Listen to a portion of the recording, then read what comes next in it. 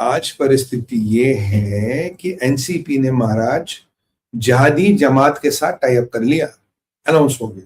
ये जो लड़के थे, जो लिबरेटर थे, ये जो अल्टरनेट पॉलिटिक्स वाले थे, जो जेन जी वाले थे, ये जो बांग्लादेश के खुदा थे, इन्होंने जमात की गोद में जाके बैठ गया। जमात वाले इनका सर सहला रहे। ये जमात वाले वही है जिन्होंने पाकिस्तान की फौज के साथ मिलकर वहां बलात्कार किए थे। जमात वाले वही है जिन्होंने बांग्लादेश के आइडिया को नकारा था। जमात वाले वही है जिन्होंने महिलाओं के साथ कितना अभद्र व्यवहार किया। वही है जिन्होंने हिंदुओं का शोषण प्रताड़न किया। और ये वही लोग हैं जो बांग्लादेश के भी नहीं हो पाए। ये वही लोग हैं जिनके दिमाग में अब भी जहाद और जहादी पना भरा है। ये वही लोगों के साथ, यानी कि कहते हैं ना कि पारे को अलग अलग कीजिएगा, मरकरी को जैसे मौका मिलता पारा एक में दूसरे में जुड़ जाता। ये लड़के भी तो इन्हीं का पार्ट थे, इन्हीं के स्टूडेंट भी थे।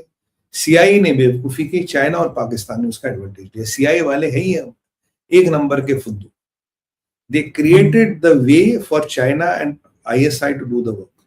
और हदी को आईएसआई ने मरवाया। मैं फुल डंके की चोट पे कहता हूँ, हदी को आईएसआई ने मरवाया। अब ये जो एनसीपी के लड़के हैं, इन्होंने सब कर लिया टाइप, और एनसीपी में भी आ गई फूट, क्योंकि वो जो लड़का गया है तो कुछ महिलाएं भी थी उनमें से। सबको लग रहा था माशाल्लाह इंशाल्लाह 300 सीटें। रहमान भाई तुम कहाँ लड़ोगे, रफीक भाई तुम कहाँ लड़ोगे, सलीम भाई तुम कहाँ लड़ोगे, नुसरत बहन कोई नहीं होती, सॉरी नुसरत जान तुम कहाँ लड़ोगे। बहन तो कोई होती नहीं ना यहाँ पे, तो जान तो मामला ही गड़बड़ है कॉन्सेप्चुअली। तो अब नुसरत सबने सीटें बांट रखी थी। फिर ऊपर से आदेश आया ऐसा का बेटा तुम्हें 30 सीटें मिलेगी, तुम्हारी औकात इतनी है, 10% सीटों पे तुम लड़ोगे, इससे ज्यादा हसरत है मत रखना, वरना हदी याद है ना क्या हुआ। तो फिर अब वहां लड़ाई हुई। अब उनमें से काफी कह रहे जी हम तो बीएनपी के साथ टाइप कर रहे, कुछ कह रहे हम इंडिपेंडेंट लड़ेंगे। तो अच्छा लड़ो लड़ो, बहुत मजा आएगा, मुझे लड़ो। पहले बीएनपी के साथ टाइप, लड़का में गैंग।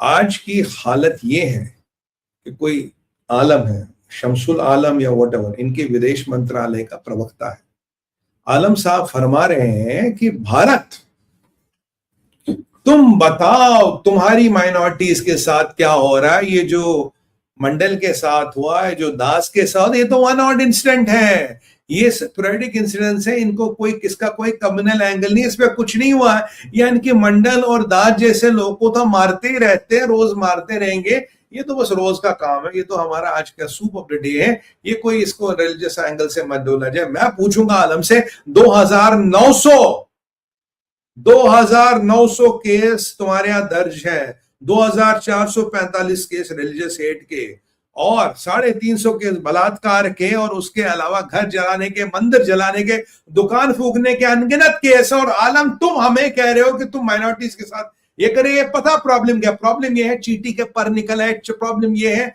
हमने इन छोटे मोटे टिन्नी मिनी जहादियों को बहुत सर पे चढ़ा रखा। मैं कह रहा हूं भारतीय सेना को आदेश दीजिए, कल मैंने टी पे भी कहा, 24 घंटे में ना 48 घंटे में इस यूनिस को कॉलर से उठा के, पुलिस वाले हमारे उठाते ना पेंट से, हमारी आर्मी कॉलर से पकड़ते हुए घसीटते हुए से कलकत्ता लाएगी। इस जहादियों को तवाटे दाल का पता चलाएगा ये छोटे मोटे कीड़े हैं। इन कीड़ों से हमारी सरकार को भी समझना चाहिए कि आप कीड़ों से राजनीतिक दाव पेच नहीं कर सकते। दे आर नॉट मैन, ये जहादी है। ये सारे वही जमात के चट्टे बट्टे, जमात का यूथ विंग है। और ये जो यूनिस है, ये ऊपर बैठा है वो स्केयर क्रो, इसके हाथ में कुछ नहीं है। कल शेख हसीना ने कहा था सीखा जहादी का रनिंग यूनिस, ये कोई शेख हसीना जैसी गवर्नमेंट नहीं, वहां लीडर और मिनिस्टर सारे लड़के गए। और तुम्हारी इतनी हिम्मत, कह रहे कि भारत में मुसलमानों के साथ बड़ा उत्पीड़न हो रहा है या क्रिश्चियनों के साथ ऐसा हो रहा है। तुमने क्रिसमस में क्रिश्चियनों को क्रिसमस नहीं मनाने दिया, और यहाँ ये हो गया, यहाँ हो गया। कितने लोग अब मेरे चैनल पे हो गए जो क्रिसमस हो गए, बता भाई कहाँ क्रिसमस में क्या हुआ।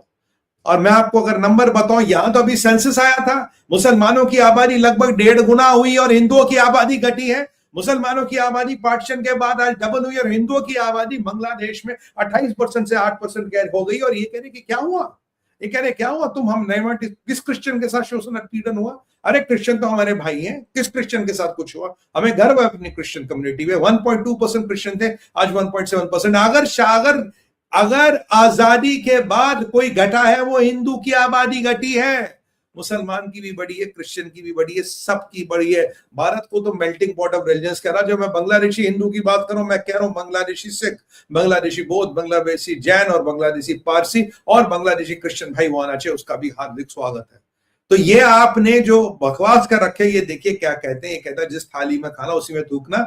और ये हदी का गैंग, क्या नाम है इनका, इनकलाब मोर्चा, इनकलाब, ये इनकलाब मोर्चा वाले कह रहे हैं कि 24 घंटे का टाइम तुम्हें दे रही यूनिट, सारे भारतीयों का वर्क परमिट कैंसिल कर दो, सारे भारतीयों का वर्क परमिट कैंसिल कर दो, और और हम तुम्हें एक कुछ टाइम देते हैं कि ये जितने भी लोग हदी के मर्डर में इन्वॉल्व थे, परपेट्रेटर, सपोर्टर्स, उनको जाके उनको 1 महीने में उनको सजा दो, उनको फांसी चढ़ा दो, नहीं तो तुम्हारे लिए ठीक नहीं। और 24 घंटे का टाइम दिया भारत के लोगों का वीजा, वर्क परमिट कैंसिल करने के लिए, यानी कि आपका बांग्लादेश जाना भी ठीक नहीं है, आपका बांग्लादेश जाना भी सेफ नहीं है। अगर वर्क परमिट हो या वीजा हो, कुछ भी आपके साथ हो सकता है। ये हदी की गैंग ने, क्योंकि हमने उनको एक्सपोज किया, हमने बोला भाई ये तो आईएसआई ने करवाया, वो तो हदी, अगर हदी हर लड़का इंडिपेंडेंट 8-8 सीटें लड़ने लगा, जो आईएसआई का मेगा प्लान था इस्लामाइजेशन ऑफ बांग्लादेश, वो तो खुद ही फेल हो जाएगा। उसको बचाने के लिए तुमने हदी को मारा ताकि बाकी लड़के चुपचाप बैठे रहे, ताकि बाकी लड़के जो 10% सीटों के लिए राजी हो जाए। अगर एक एक लड़का 8-8 सीटें लेगा तो बाकियों के लिए क्या बचेगा? जो मेगा प्लान था ये उसमें फिट नहीं हो रहा था, इसलिए हदी को मारा गया। हदी को मार के बाकी चीजें फिट कर दी गई। मुझे बताओ यार, क्या हम तुम्हें बेवकूफ लगते हैं? हदी के कातिल यहाँ आ गए, फिर यहाँ से मेघालय गए, यहाँ से वहां गए। अबे तुम क्या ताली बजा रहे थे, पकोड़े तल रहे थे? ये वही वाली बात है जब गलती से ब्रह्मोस पाकिस्तान में DGISPR कह रहा था, ब्रह्मोस यहाँ आया, फिर यहाँ गया, फिर 2 घंटे 72 सेकंड में कहा मियाँ जी 2 मिनट 72 सेकंड नहीं होते, वो तो 3 मिनट कुछ सेकंड होते। चलो, उसने कहा, मैंने एक पाकिस्तानी चैनल पर जाता था, आजकल तो मैं जाता नहीं, बहुत साल हो गया, मैंने बंद कर दिया। मैंने कहा एक बार बताओ, तुम्हारा क्या DGISPR पकोड़े तल रहा था? किया क्या रोकने के लिए? क्या किया? हदी यहाँ आए, कातिल यहाँ गए, फिर यहाँ से मेघालय गए, भारत का संरक्षण मिला, जबकि भारत ने बिल्कुल साफ मना कर दिया। सवाल यह, अगर भारत आए गए तो तुम क्या कर रहे थे? तुम घुंघरू बांध के मुजरा कर रही थी क्या? तुम्हारी पुलिस और तुम्हारी सेना क्या कर रही थी? भाई खीरा मंडी तो वो है, पन्ना मंडी तो तुम ही हो। पन्ना मंडी में भी मुजरा होने लगा क्या आजकल? कर क्या रहे थे तुम?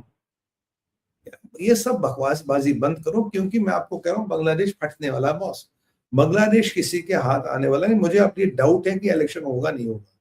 तो ये वहां का माइनॉरिटी कार्ड इन्होंने खेल दिया, और ये जी वहां ये हो रहा, जी ये हो रहा। मैं आपको बताऊं, भारत में जितने रिलीजन है उतने रिलीजन दुनिया में किसी कंट्री में नहीं है।